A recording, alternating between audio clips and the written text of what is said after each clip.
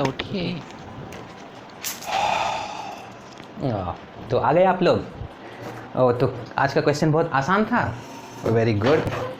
चलिए शुरू करते हैं। जैसा कि आपको पता है, हर रोज़ 8 बजे सतीश सर अपने चैनल पर एक टेस्ट लेते हैं जिसमें वो पॉलिटेक्निक के एग्ज़ाम में आने वाले इंपॉर्टेंट क्वेश्चंस पूछते हैं, और यहाँ पर मैं फिज़िक्स के क्वेश्चंस को डिस्कस करता हूँ। जो पहला क्वेश्चन है आप उसे देख पा रहे होंगे, तो पढ़ भी सकते हैं आप कि एक 6 सेंटीमीटर फोकस दूरी वाले अवतल दर्पण के सामने 15 सेंटीमीटर की दूरी पर रखे वस्तु का प्रतिबिंब कहाँ प्राप्त होगा? At what distance the image of an object kept at a distance of 12 cm from a concave mirror of focal length 6 meter will be obtained? Numerical, इतनी ज़्यादा न्यूमेरिकल क्यों? वेल, इन ऐसे न्यूमेरिकल्स में को मैं कहता हूँ स्यूडो न्यूमेरिकल्स। स्यूडो न्यूमेरिकल्स इसलिए क्योंकि देखने को न्यूमेरिकल्स लगते हैं लेकिन इनमें कोई कैलकुलेशन होता ही नहीं है, और जब कैलकुलेशन ही नहीं तो काहे का numerical. Now I will show you कि कैसे इसमें कोई भी कैलकुलेशन नहीं है और क्या आपको इस तरह के क्वेश्चंस देखने को मिलेंगे। तो जो मेरा पर्सनल एक्सपीरियंस रहा है कि जब भी मिरर से रिलेटेड, खासकर जो कनकेव मिरर है, अवतल दर्पण से रिलेटेड न्यूमेरिकल होता है तो इसी टाइप का होता है जिसमें कैलकुलेशन नहीं होता है। क्या खासियत है इसमें कि देखिए, जो अवतल दर्पण है, कनकेव मिरर है, उसका फोकल लेंथ है 6 सेंटीमीटर और ऑब्जेक्ट को रखा गया है 12 सेंटीमीटर के डिस्टेंस पर, यानी कि फोकल लेंथ के डबल डिस्टेंस पर। तो आपको पता ही है कि फोकल लेंथ का डबल करेंगे तो आपको मिलेगा रेडियस ऑफ कर्वेचर, यानी कि वक्रता त्रिज्या। 6 सेंटीमीटर फोकल लेंथ, 12 सेंटीमीटर हो गया इसका वक्रता त्रिज्या। तो जब ऑब्जेक्ट को 12 सेंटीमीटर पे रखा गया, यानी उसे कहाँ रखा गया है? सी पर, वक्रता केंद्र पर, तब तो हो गया ना सारा काम खत्म।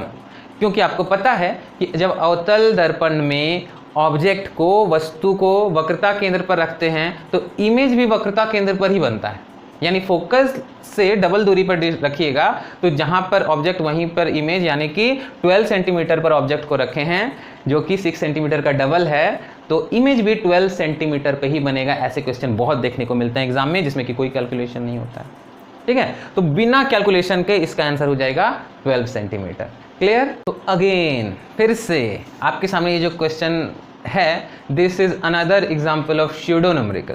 इसमें भी आपको कोई खास कैलकुलेशन नहीं करना है, और स्टूडेंट्स के साथ क्या होता है कि ऑप्शन में जो सुंदर नंबर लगता है, अच्छा लगता है देखने में, वही वाला कर देते हैं। जैसे ज़्यादातर स्टूडेंट जिनको प्रॉपर जानकारी नहीं है इस टाइप के क्वेश्चन की, 400% या 200% को टिक कर देंगे।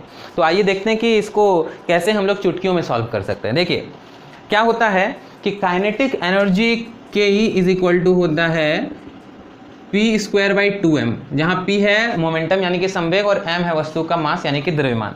तो काइनेटिक एनर्जी p² का डायरेक्टली प्रोपोर्शनल होती है, राइट। तो आपको देखना पड़ेगा कि हम लोग मोमेंटम को कितना गुना कर रहे हैं। किसी भी चीज़ को अगर आप 100% बढ़ाते हैं तो 100% बढ़ाने से वो डबल हो जाती है, यानी कि हम लोग मोमेंटम को डबल कर रहे हैं, और मोमेंटम को डबल करेंगे, संवेग को डबल करेंगे तो काइनेटिक एनर्जी हो जाएगी डबल का स्क्वायर यानी कि 4 गुनी, राइट। तो पहले 100% थी तो अभी हो जाएगी उसकी 4 टाइम्स, 4 गुनी यानी कि 400%।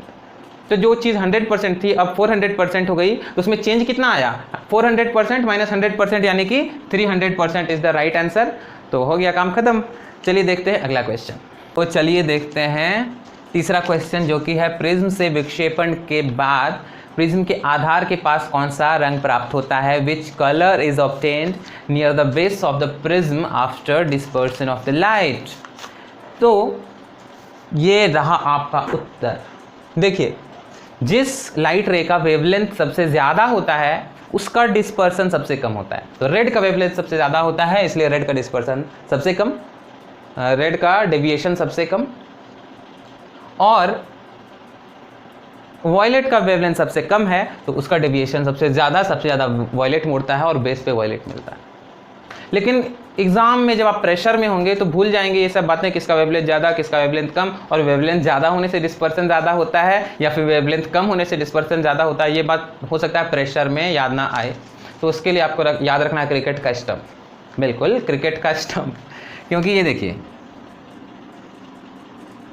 ये है क्रिकेट का स्टंप जिसको आप ऐसे ज़मीन पे गाड़ देते हैं। तो ये हो गया आपका V, सबसे नीचे क्या है V, उसके ऊपर IBGYOR। तो स्टंप आपको याद रखने में हेल्प करेगा कि सबसे नीचे V होता है, क्योंकि ये देखिए नीचे पॉइंटेड है तो ये हो गया V। तो सबसे नीचे V होता है और बाकी चीज़ तो आप आसानी से याद रख सकते हैं। V और सबको याद रहता है। बस याद नहीं रहता कि वी नीचे या वी ऊपर, तो आपको याद रखना है क्रिकेट का स्टंप इस क्वेश्चन के लिए। तो चलिए देखते हैं अगला क्वेश्चन। तो अगला क्वेश्चन मैंने आपकी हौसला अफजाई के लिए लिया था कि व्यावसायिक मोटर में, कमर्शियल मोटर्स में कौन सा मैग्नेट यूज़ होता है। तो ये मैंने सीधा एनसीईआरटी बुक के एक लाइन से लिया है, और एनसीईआरटी बुक जो है उसकी हर एक लाइन आपके लिए जीएस है। किसी भी लाइन से कॉम्पिटिटिव एग्जाम्स में क्वेश्चन पूछ लिया जाता है। तो एनसीईआरटी बुक्स को रीड जरूर करें, इवन क्लास 9-10 के जो बुक हैं उनको भी ज़रूर से ज़रूर रीड करें। बहुत सारे question as it is NCERT books से ले लिए जाते हैं, बिना किसी एक वर्ड को भी चेंज किए डायरेक्टली एनसीईआरटी बुक से ले लिए जाते हैं, इसलिए ज़रूर पढ़ें। तो यहाँ पर आंसर है विद्युत चुंबक, यानी कॉमर्शियल मोटर्स में इलेक्ट्रोमैग्नेट का यूज़ होता है। तो ये है आज के फिजिक्स का लास्ट क्वेश्चन, जो कि बहुत ही क्लासिक क्वेश्चन है। पानी में एक कॉन्वेक्स लेंस यानी कि उत्तल लेंस को डुबोने पर उस लेंस की क्षमता यानी कि पावर बढ़ेगी, घटेगी, नहीं बदलेगी, या फिर कोई ऑप्शन देने के लिए नहीं बचा, तो इनमें से कोई नहीं, क्या होगा। सबसे पहले तो आपको पता होना चाहिए कि लेंस की क्षमता यानी कि पावर कहने का मतलब क्या होता है। देखिए, प्रकाश की किरणों को मोड़ने की क्षमता को कहते हैं लेंस की पावर यानी कि लेंस की क्षमता। जितना ज़्यादा प्रकाश की किरणों को लेंस मोड़ेगी उतना ज़्यादा उसकी क्षमता होगी। आइए अब देखते हैं कि प्रकाश जब हवा से शीशा में जाती है तब ज़्यादा मोड़ेगी, या पानी से शीशा में जाएगी तब ज़्यादा मोड़ेगी। देखिए, हवा और शीशा के अपवर्तनांक यानी रिफ्रैक्टिव इंडेक्स में बहुत ज़्यादा डिफरेंस है, ठीक है, तो इसलिए बहुत ज़्यादा मोड़ेगी। जबकि पानी और शीशा, वाटर और ग्लास, इसके रिफ्रैक्टिव इंडेक्स में ज़्यादा डिफरेंस नहीं है, इसलिए जब एक लाइट रे पानी से शीशे में या फिर शीशे से पानी में आएगी तो ज़्यादा नहीं मुड़ेगी। इसलिए जब एक ऐसा लेंस जो हम लोग हवा में ले रहे हैं, तो चूंकि एयर से ग्लास में जा रही है लाइट रे, फिर ग्लास से एयर में जा रही है, तो बार बार बहुत ज़्यादा मुड़ेगी। तो ये यहाँ पे लेंस जो है किरणों को ज़्यादा मोड़ेगा। और उसी लेंस को जब पानी में डाल देंगे तो यहाँ क्या है, जो प्रकाश है वो पानी से ग्लास में जा रही है, तो अपवर्तनांक में ज़्यादा डिफरेंस नहीं है, इसलिए मोड़ेगा ज़रूर लेकिन कम मोड़ेगा, इसलिए लेंस की क्षमता कम हो जाएगी। और इस बात से फर्क नहीं पड़ता कि उत्तल लेंस है या अवतल लेंस, अवतल लेंस होगा तब भी उसकी क्षमता कम होगी।